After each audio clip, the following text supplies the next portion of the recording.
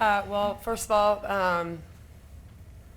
I just want to say before anything else that I'm really proud of our effort. I'm not a moral victory kind of coach, but it's no secret that we've had a pretty tough week.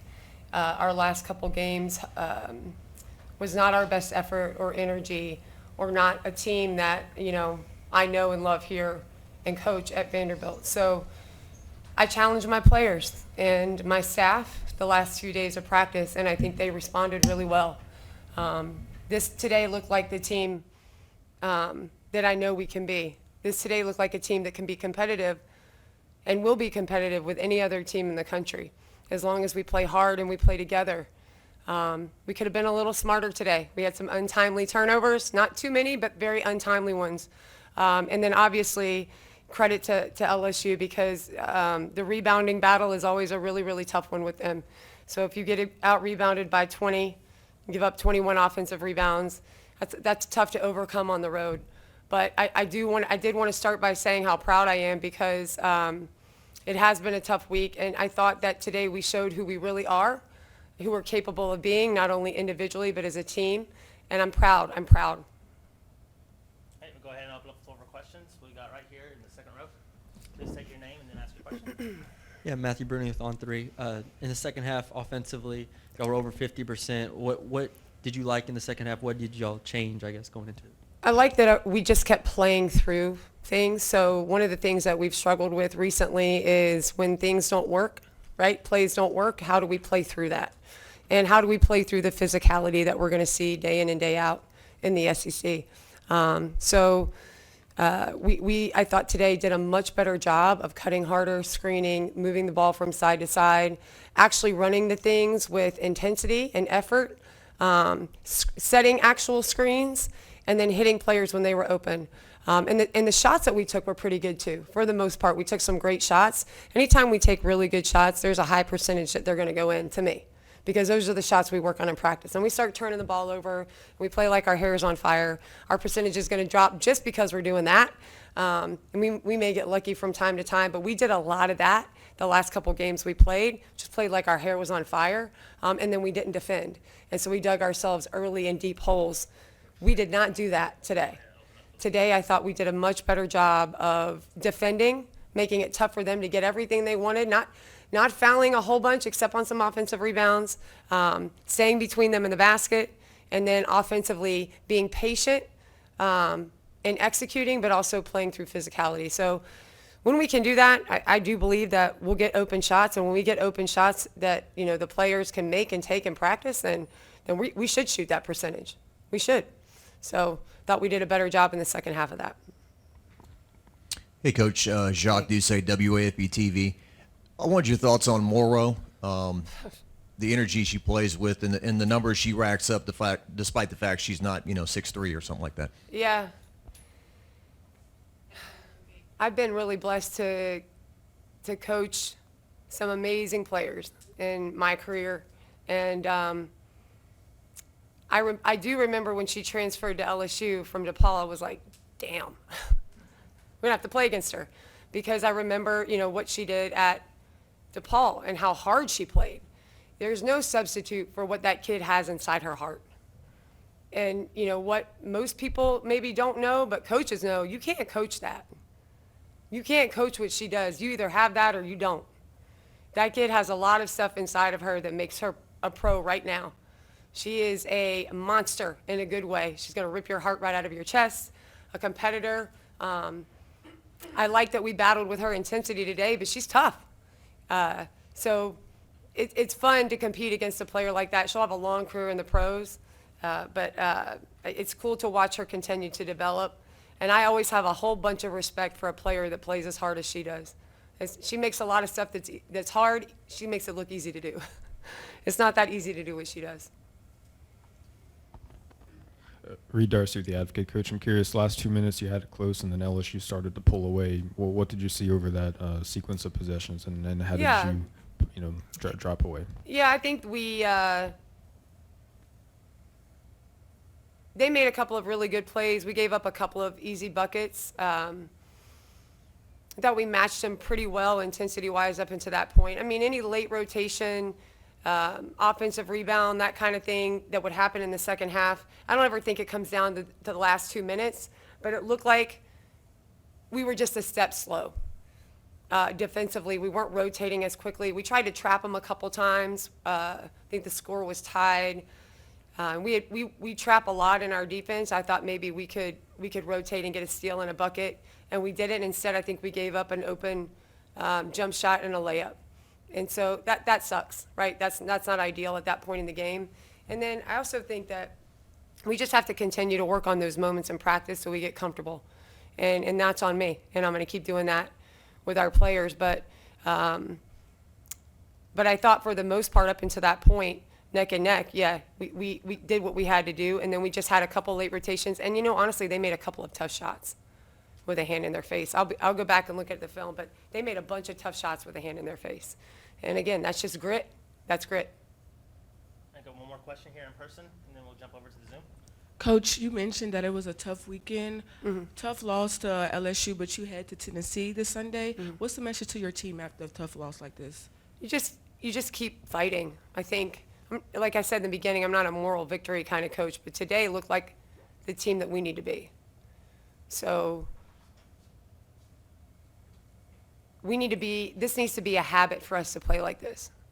And there's a lot, it takes so many days to create a habit. We need to practice like we practiced the last couple days leading up to this game, like we practiced the last couple days, because that's not what the 2 weeks before that looked like. So this isn't going to take the wind out of our sails.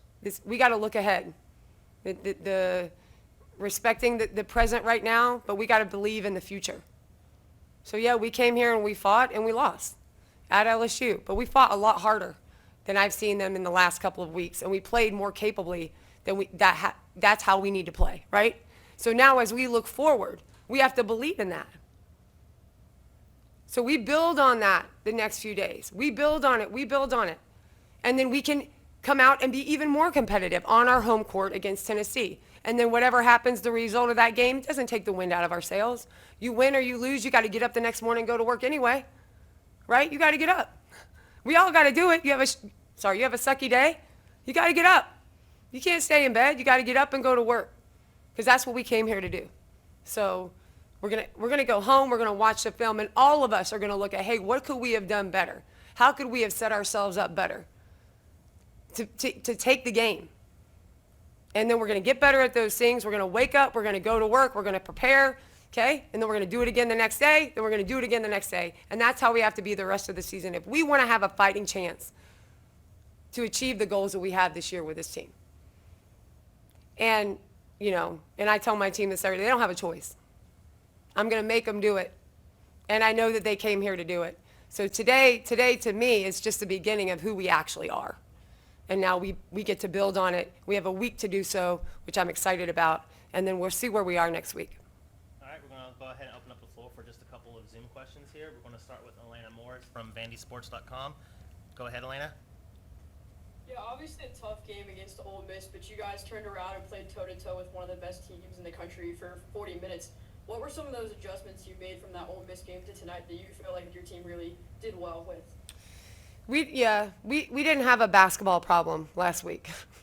We had to look really inside ourselves and see, who do we want to be? What are the things we're trying to accomplish, and how can we practice to be that? How can we encourage each other to be that? How can we play for each other? So we didn't have enough time to change anything. It's not changing anything. There's not a real adjustment basketball-wise. We just showed up ready to fight to win as a group the last couple of days of practice. And I challenged them. I was really hard on them. Because I thought that's what we needed. So in order for us to be competitive in this league, I told them it's not going to get any easier. And the team that we look like the last week isn't the team that we are, and I won't allow that to be the team that takes the floor again. So they bought in like they always do. We had 2 really good practices and a great shoot-around today. And so like I said earlier, that's habit building, and we're going to continue to do it. Any other questions on the Zoom? Please raise your hands. All right, go Arya Gearon. Go ahead, Arya. All right, there you go, Arya. Yeah, a little bit of a tough game for Michaela today. What do you think that she can take from this, going forward? I just want her to take a deep breath. She is, if not the best freshman in the country, really close, one of them. And you're not going to have your best night every night. So I just want her to take a deep breath. Her shot wasn't falling, but she did a whole bunch of other stuff that helped us stay competitive in that game like she always does. Sometimes your shot's not going to fall. Sometimes it's going to feel like you can't get anything right offensively on the court. She turned the ball over quite a few times, way more than she usually does. But I don't want her to get caught up in that. I think that she needs to understand her value to this team, whether or not she scores a ball, and then take what she can from the game. Michaela, like the rest of our players, when you get here, you got to learn how to play in this physical lead with the physicality of this team. LSU, this team today, Tennessee, Ole Miss last week. Every team is very, very, very physical. So those are some of the things we talk about in film. Those are some things we work on in practice. But that's just kind of a transition adjustment period that it takes with freshmen. All right, we got Chris Harris and then Brandon Bigsby, and that will be the final question. So go ahead, Chris.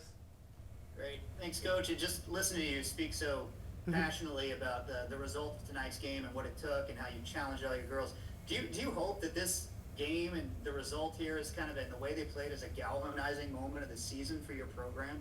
I do. I think if you look at sports, right, there's always these kind of moments that can be galvanizing. Not that we're football, because we're not, but Marcus Freeman had a great quote after their game about how, in the toughest times you can make the greatest gains, and he's not wrong. And it doesn't apply to just football or just men's sports. It also applies to female sports, like athletes across the board. You learn the most about yourself when you fail, when you hit adversity, when it's really, really, really tough. And that's when you learn that those can be your greatest lessons. And it's easy to say that, but when you're going through it, it's really hard to believe that. So I was able to show that clip to our team and how he talked about in week 2 when I think they lost to, what was it, Northern Illinois or something like that, Notre Dame football, and how the guys in the locker room came together for team glory. At that point, it became whatever we have to do to push Notre Dame football forward. And I think when you play in a team sport as competitive as ours and the conference that we play in, you have to play like that. You have to put the team first. You got to fight for each other. You got to fight for Vanderbilt. And you got to lay it out all on the line every single day. And that's, that's what I'm hoping that we continue to do. All right, final question, Brandon Bigsby, Vandy 24/7. Go ahead. Coach, I know you mentioned the rebounding being an emphasis of why this game went the way it did. What did you feel like presented such a challenge for you guys, especially in terms of some of the second and third chance opportunities LSU had? I mean, is it a technicality thing? I don't know. I'm not a big believer in teaching rebounding. You teach boxing out, you get taught boxing out from when you go to camp when you're 6. I think it's a lot harder to box out Anissa Morrow than anyone else that we played. So rebounding is hard, and she has a big one. We battled her, but there were times where she just took it from us. And so what else can you do? Well, you got to continue to get in the weight room. We'll continue to work on it in practice. I think we have to hit these players a little further outside the lane, but a lot of them were bunnies, mid-range jump shots and layups, and it was a mosh pit. And we just have to be the ones that come up with it. That's all. We got to be the ones that come up with it.